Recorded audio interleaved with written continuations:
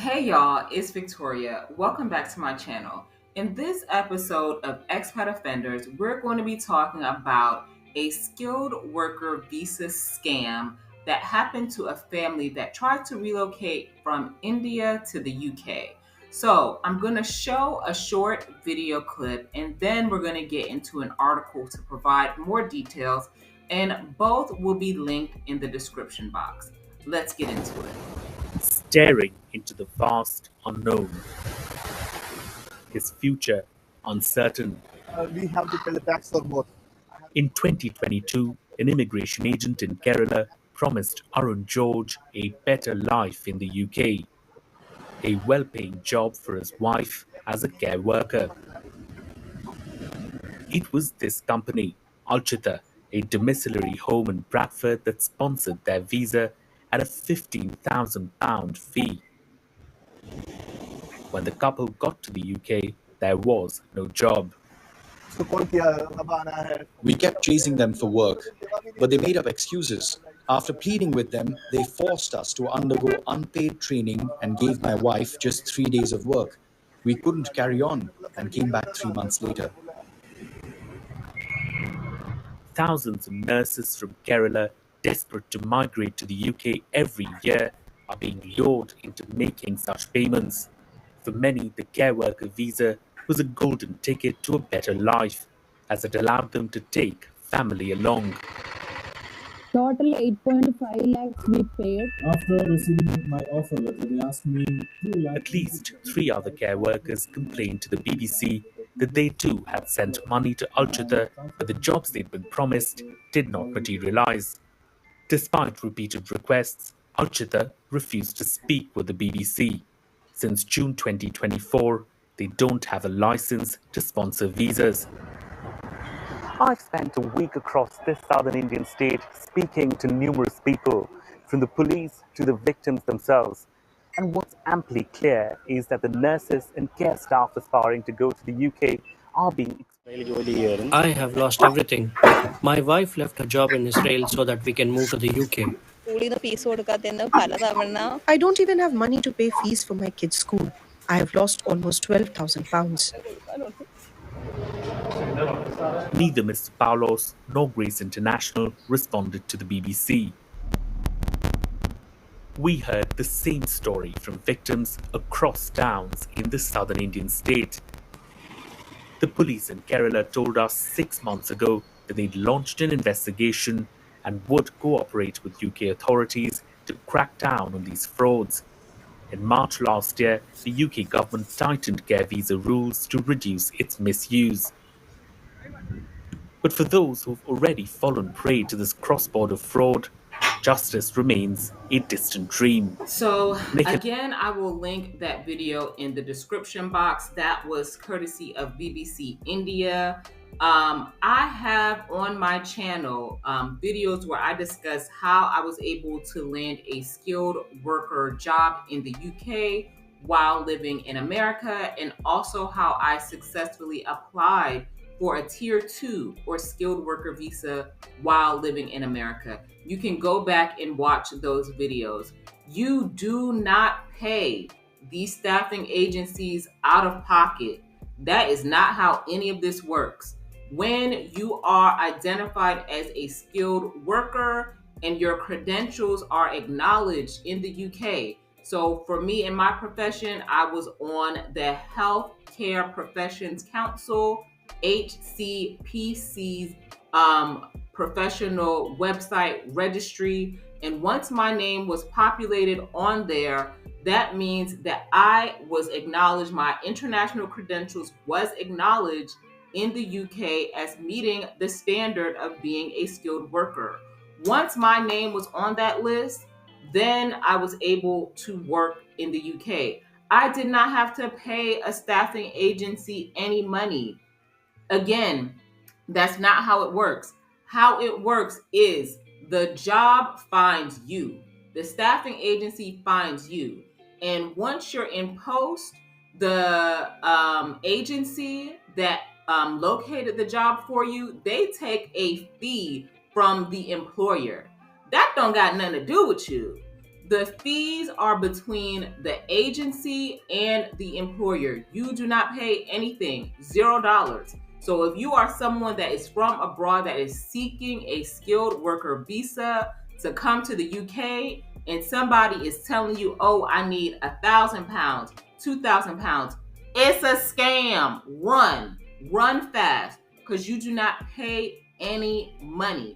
Where you do need to pay money is to make sure that your credentials are recognized.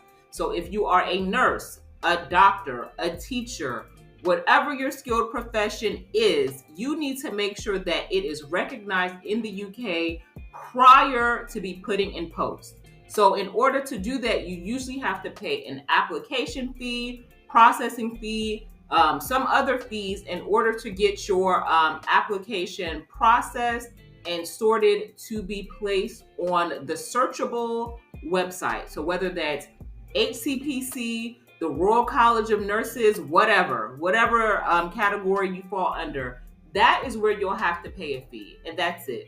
So let's look into the article for a little bit next. Okay, so I'm picking up in the middle of this article. I'll link the full article in the description. So this is Mr. George, one of the workers in India that was featured in that BBC piece. It states, "We kept chasing the care home, but they made up excuses. After I pleaded with them, they forced us to undergo some unpaid training and gave my wife just 3 days of work," Mr. George said. "We couldn't carry on and came back to India a few months later." Mr. George believes he has been scammed by the company and says the ordeal has set him back by at least a decade financially. His family is just one among hundreds of people from Kerala seeking work in the UK who have been exploited by recruiters, care homes, and middlemen. Most have now given up hope of getting justice or their money. Alitcha Care in Bradford has not responded to the BBC's questions. Their sponsorship license, which allows care home to issue certificates of sponsorship to foreign care workers applying for visas, was removed by the Home Office last year. But at least 3 other care workers who sent thousands of pounds to Alitcha Care and uprooted their lives from Kerala told us that the jobs they had been promised did not materialize. It goes on to state, one of them, still in the UK, said his condition was so precarious that he was surviving on bread and milk from charity shops for the past few months. Like Mr. George, Sridevi, not her real name, says she was charged £15,000 for a visa sponsorship by Alitcha Care. She spent another £3,000 to get to the UK in 2023. She's unable to return to India, scared of facing family members and friends from who she took a loan to make the trip. "I struggle even to pay for my rent and meals," she said. Her job is a far cry from the stable 8-hour work she was promised, she says. She is sometimes on call from 4 a.m. to 9 a.m., driving from one patient's home to another, but gets paid only for a few hours she's actually with the patient and not a full shift. Okay, so being the nosy and curious person that I am, I was like, well, who the hell owns Alitcha Care? So when I did a Google search, it says, I don't know if this is correct or not, and I already know I'm going to fumble the pronunciations of these names. So it says, Alitcha Care's sole current owner is Refile Simbanda, who is a director. The company's number, and then it lists there. Other individuals previously associated with Alitcha Care Co. included Alfred Mazanhidu, Netsayi Kagaro, Angela Naisha Musparo, and Evans Simbanda. But they have all resigned as directors or secretaries. So I tried to go on LinkedIn, and although there is a LinkedIn page, it is completely blank. Let me show you that next. So this is what the LinkedIn page looks like. Highly suspicious. You know, there is no photo there. He has zero or she. I'm not sure if it's a he, she, or they, them. Not sure. They have no picture. They have no followers.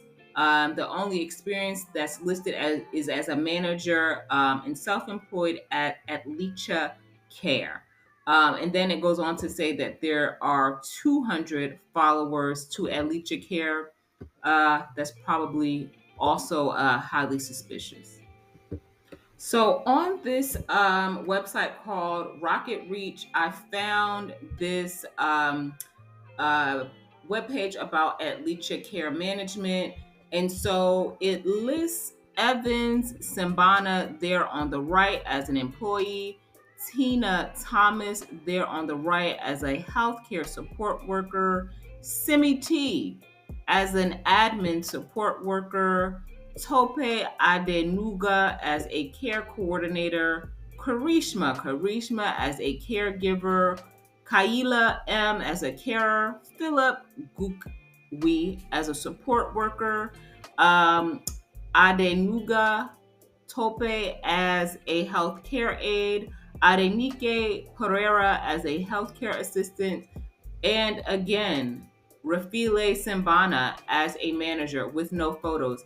Most of these profiles do not have photos, and it's my suspicion that this is probably all made up. It's fiction, a work of fiction. I'm gonna stop sharing my screen.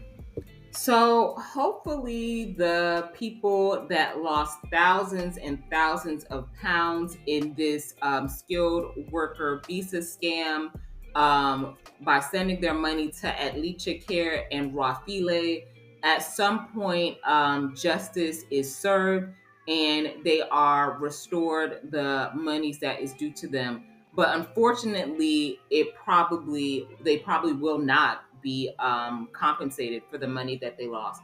But do keep in mind, if you are seeking a skilled worker visa, don't pay them folks no money. You do not need to pay a third party any money. I found a skilled worker job, my first skilled worker job in the UK, without working with the agency. I called them folks up myself and was sending emails myself, and I found a job without a middleman.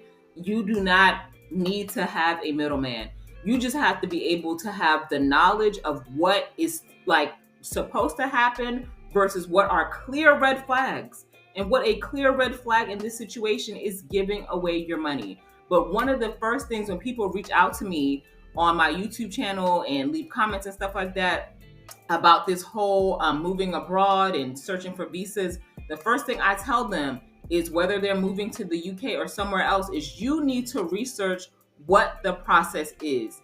Because if you have a thorough understanding of what a certificate of sponsorship is, of what this is and that is, then you can't get scammed. When you go in completely blind because you did not do your own research and you don't have a thorough understanding of what the process is, you are making yourself ripe to be picked, okay? And your pocket is going to get picked. And you don't want to be a victim in this sort of situation. So arm yourself with knowledge. Knowledge, as always, is power. So that is it for today's episode of Expat Offenders. Don't forget to like, share, and subscribe to my channel. I post new videos every Monday. I'm trying to get to 1,000 subscribers and I need your help. So go ahead and don't be selfish. Hit that subscribe button and I'll see you on my next video.